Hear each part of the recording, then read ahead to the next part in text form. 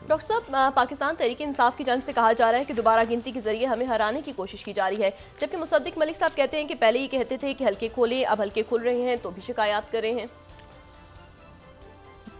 ये अब देखते हैं कि कितनी सीटें बढ़ती हैं मुस्लिम लीग नून की और कितनी सीटें जो हैं वो जाती हैं तहरीक इंसाफ की तरफ। और इलेक्शन कमीशन जो दोबारा गिनती कर रहा है उसके मजमूई जो फ़ज़ा है ना मुल्क की, जो पोलराइजेशन है वो कम नहीं हो रही। ना वो पार्लियामेंट में कम हो रही है और ना पार्लियामेंट के बाहर जो यानी गली मोहल्लों में जो सियासी हवाले से तलखी, वैसे तो लोग सारे एक साथ रहते हैं लेकिन जो सियासी तलखी है वो बहुत अरूज पे है। और वो कैसे कम होगी उसका पार्लियामान से तो हमें कोई पार्लियामान तो नज़र नहीं आ रही, क्योंकि आज बहुत ज़्यादा उसमें वहाँ पे हंगामा आराई हुई और वो हंगामा आराई जो है वो बुनियादी तौर पे हो रही थी वो बिल्स, सदारती बिल्स के ऊपर। और पाकिस्तान पीपल्स पार्टी की तरफ से जो है वो उसमें 7 ऑर्डिनेंस जो हैं उनकी मुद्दत में तोसी हो गई और अपोजिशन ने शोर शराबा किया। 120 दिन की उसमें तोसी हो गई और उसमें जो है वो तकरीर भी की पीपल्स पार्टी के रहनुमाओं ने, लेकिन बहरहाल उसको मंजूर कर लिया ऑर्डिनेंस। अच्छा, तो ये है कि कॉपियाँ वॉपियाँ फाड़ी गई, सब कुछ हुआ लेकिन मंजूर हो गया। और ये जो ऑर्डिनेंसेस हैं बुनियादी तौर पे इन्होंने होना ही था। ये सदारती ऑर्डिनेंसेस जो हैं इनमें से अक्सरियत जो है वो अनवारुल्लाह काकड़ साहब के दौर में मेरे ख्याल से आई थी काफ़ी इसमें से। और ये वो हैं जिनके ऊपर कुछ के ऊपर साइन नहीं किया था, शायद आरिफ अलवी साहब ने कुछ पे कर दिया था। ये वो वाले ऑर्डिनेंसेस हैं। तो कुछ ऑर्डिनेंस हो गए थे, कुछ नहीं थे, तो उनके अंदर तोसी हो गई और फिर वो एक शोर शराबा हुआ, लेकिन वो ऐसे ही था शोर शराबा। उस शोर शराबे में यानी जो हुकूमत की तरफ हुकूमती बेंचों से हुआ, हाँ, जो तहरीक इंसाफ या सुन्नी इत्तेहाद उनकी तरफ से जेन्युइन हो रहा था, बाकी वो ऐसे ही था सारा। अच्छा, अब इसमें इश्यूज़ हैं। हुकूमत साजी अभी भी हो रही है, जारी है, क्योंकि अभी तक गवर्नर्स का ऐलान नहीं हुआ। और मखदूम अहमद महमूद साहब भी उसमें हैं, बड़े इंपॉर्टेंट कैंडिडेट जिनका नाम सुना जा रहा है, जो कि जनूबी पंजाब के सदर पीपल्स पार्टी के, उनका नाम आ सकता है, कायरा साहब का नाम आ सकता है, चंद साहब का नाम भी चल रहा है। तो ये जब गवर्नर्स का ऐलान होगा और पीपल्स पार्टी का पंजाब में गवर्नर इंपॉर्टेंट होगा, ये बात मैंने पहले भी कही। अच्छा, और बाकी तो ये अब IMF के साथ मुज़ाकरात हो रहे हैं। निजकारी का प्लान उन्होंने मांगा है और निजकारी का जो प्लान है उन्होंने PIA का भी मांगा है और बाकी जो हुकूमती जो अदारे सफ़ेद हाथी जो एक ज़माने में बड़े ज़बरदस्त मुनाफा बख्श अदारे थे, जो बड़े, तो वो अब ऐसा है कि वो अब हम निजकारी उसकी होगी। तो निजकारी जो है वो कैसे होगी, कितनी शफाफ होगी, किन को दी जाएगी, क्या उसका तरीका क्या होगा, ये अभी बहुत कुछ होना बाकी है। क्या उसको मतलब है कि अफराद को दे दिया जाएगा, कोई टेंडर निकलेंगे, कोई उसमें कोई मतलब कई तरीके हैं। निजकारी के भी कई तरीके हैं, उनके स्टॉक मार्केट में भी कई दफ़ा होता है कि उनके शेयर्स वगैरह फ्लोट कर दिए। तो ये निजकारी की शक्ल की होगी, कैसी होगी, उसका क्या तरीक़ाकार होगा। और उसमें फिर ज़ाहिर है कि जो हुकूमत है उसको निजकारी का फ़ैसला जब करेंगे तो, और वो तो उसके ऊपर कैसे, महंगाई अपनी जगह है, लेकिन ये है कि निजकारी का उन्होंने प्लान मांगा है, तो वो अब 3 रोज़ के तक ही जारी रहेंगे, उसके बाद एलामिया जारी होगा। इसके अलावा कोई रास्ता नहीं है, इसके अलावा कोई रास्ता नहीं है कि बहुत सारे ऐसे अदारों में बहुत सारी ऐसी भर्तियाँ, तो वो जो लोग, कई अदारे ऐसे हैं जिनमें लोग लाखों करोड़ों की, करोड़ों तो नहीं, लाखों तो ज़रूर है, करोड़ों में तो किसी और ईमानों में जाते हैं लोग। वैसे वहाँ पर भी 2 अरब का चला है, सुना एक दफ़ा भाव, कहीं कहीं बस सुनी सुनाई बातें, कुछ कहना नहीं चाहिए, लेकिन बहरहाल हमारे मुल्क में होता है वो टिकट्स वगैरह। इस दफ़ा तो शायद सियासी जमातों ने अपने कारकुनों को ही दिए हैं, जो बज़ाहिर नज़र आ रहा है हर जगह। लेकिन ये है कि सेनेट वेनेट के टिकट्स में पैसा चलता रहा है माजी में। लेकिन ये जो नौकरियां हैं जो इन अदारों में दी गई, जो अदारे अब निजकारी की तरफ जा रहे हैं, इनमें तो बड़े पैसे लेके, क्योंकि ये सरकारी अदारे थे ना, तो इनकी नौकरियां ऐसे ही नहीं दी गई। इनकी नौकरियां जो हैं वो बिकी हैं। पीए की नौकरियां बेची गई हैं मुख्तलिफ अदवार में। तवील दौर है, उसको कहीं से शुरू करें आप, कहीं से भी, तो आप बहुत कम लोग ऐसे हैं जो मेरिट पे हैं और बड़े ज़बरदस्त हैं पीआईए में। और इसी तरह से और बहुत सारे अदारे हैं जो कि जिनको बेल आउट पैकेज, फिर वो ख़त्म हो गए, फिर बेल आउट पैकेज, फिर वो नुकसान में, फिर बेल आउट पैकेज, तो वो करते करते तो वो कहाँ गया बेल आउट पैकेज के बाद का पैसा। तो ये जो जब निजकारी का मामला चल रहा है तो और एक तकलीफ दे काम है, ज़ाहिर है, क्योंकि अभी ये सफ़ेद हाथी बन चुके हैं, इनको तो चलाना मुश्किल है हुकूमत के लिए और टैक्स पेयर्स के पैसों से। लेकिन मसला ये है कि इनको यहाँ तक लाया कैसे गया?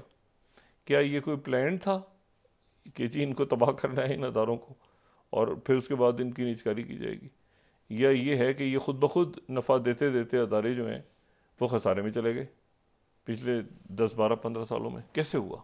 तो ये भी, इसके ऊपर भी आने वाले दिनों में मेरे ख्याल से बहस होगी।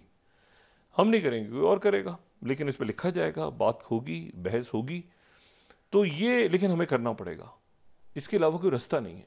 और IMF का जो प्लान है वो कितना प्लान है उसकी भी अभी हमारे सामने आएंगी, मुख्तलिफ शराइत सामने आएंगी। वो कितना लंबा प्लान है, उसमें हम जाएंगे तो फिर कैसे हमें बहुत उसमें इक़दामात उठा के फिर पटरी पे जाना पड़ेगा। ठीक है, जो वज़ीर ख़जाना की बात मैं उस दिन कर रहा था, उन्होंने जो बात की वो मुनासिब बात है। बहुत फ़ैसले करके फिर हमें जाना पड़ेगा एक दुरुस्त राह की तरफ। लेकिन उसमें यह है कि उसमें ख़र्चे कम करने पड़ेंगे। नीचे अगर टैक्सेस लग रहे हैं तो फिर ऊपर वही बात मैं दोहरा रहा हूँ जो कि वज़ीर ख़जाना ने उस दिन कही थी। अब अमल दरामद कैसे होता है और क्यों कर होता है, ये देखना है। अच्छा जी, तो अभी और तो सियासत में यहाँ पे लेकिन दबाव बाहर से बढ़ रहा है। मैं बार बार ये बात दोहराता हूँ कि इर्द गिर्द के हालात का जो अब हम कह रहे हैं ना कि ये अब मिसाल के तौर पे कि जी अब IMF के साथ बात हो रही है तो फिर ये बाहर का दबाव, बाहर से हमारे बरादर मुल्क आगे पीछे, तो कहीं ना कहीं वो जो इर्द गिर्द के हालात हैं वो मुल्क के अंदर की सियासत पे असरअंदाज हो रहे हैं। ठीक है, और वो आने वाले दिनों में मज़ीद होंगे। और ये मैं आपको बताऊं कि ये जो मामला है ना यूक्रेन का, आज सदारती इलेक्शंस का आगाज़ हो गया, 3 दिन चलेंगे रशिया में, और प्रेसिडेंट पुतिन उसके बाद 5 साल के लिए मज़ीद आ जाएंगे वहाँ पे। लेकिन जो गज़ा का मामला है वो मामला है ज़रा गंभीर हो गया, ख़राब हो गया, ख़राब है, लेकिन उसमें भी अब एक ऐसा रास्ते पे चला गया मामला जहाँ पर ये कुछ ना कुछ इसमें होगा, कुछ ना कुछ होगा। अब वो क्या होगा वो अब देखना है, कुछ ना कुछ होना है।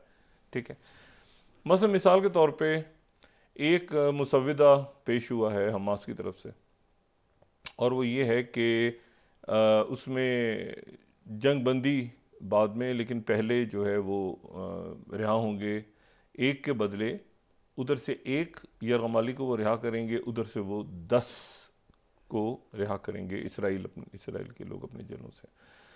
एक अमेरिका ने भी करारदाद तैयार की हुई है जिसमें छोटे मोटे अल्फाज के साथ ये गुंजाइश रखी गई है कि किसी वक्त वो खुद कोई भी मुल्क चाहे तो उसको वीटो कर दे, वो ना भी करें तो कोई दूसरा मुल्क वीटो कर दे, लेकिन वो भी जंगबंदी की करारदाद है। और ये जो हमास का प्लान है इसमें यही है कि जी ख़वातीन, और वही तकरीबन वही है प्लान, उसमें सिर्फ ये है कि जंग बंदी जो है वो बाद में, पहले जो है वो रिहाई हो जाएगी, और कोई उसमें ख़ास ऐसा फ़र्क नहीं है। ज़ाहिर है कि इसराइल उसमें जंग बंदी करेगा, रास्ते खुलेंगे सारे इमदाद के सब। इसको नेतन्याहू जो थोड़ी देर पहले उनकी काबीना का इजलास हुआ है, जंगी काबीना का, वॉर कैबिनेट का, वो उन्होंने इसमें उन्होंने कहा कि नहीं, इसको मैं इसको नहीं मानता।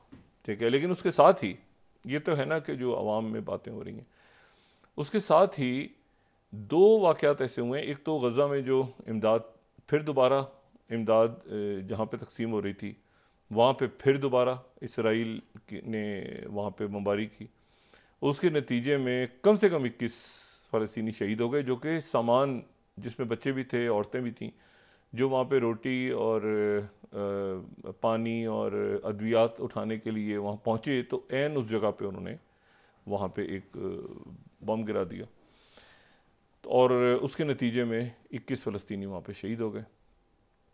और आज झड़पें हैं हुई हैं बहुत ज़्यादा, और वो हुई हैं मस्जिद अक्सा, और क्योंकि जुमे का रोज़ था तो ये वहाँ पे झड़पें हुई और उसमें मतलब तल्ख़ हालात थे, काफ़ी तलखियाँ बहुत ज़्यादा बढ़ गई थी, और इस बात का वहाँ पर गुमान हो रहा था कि शायद ये आज ही कोई बहुत बड़े वाक़यात हो जाएं।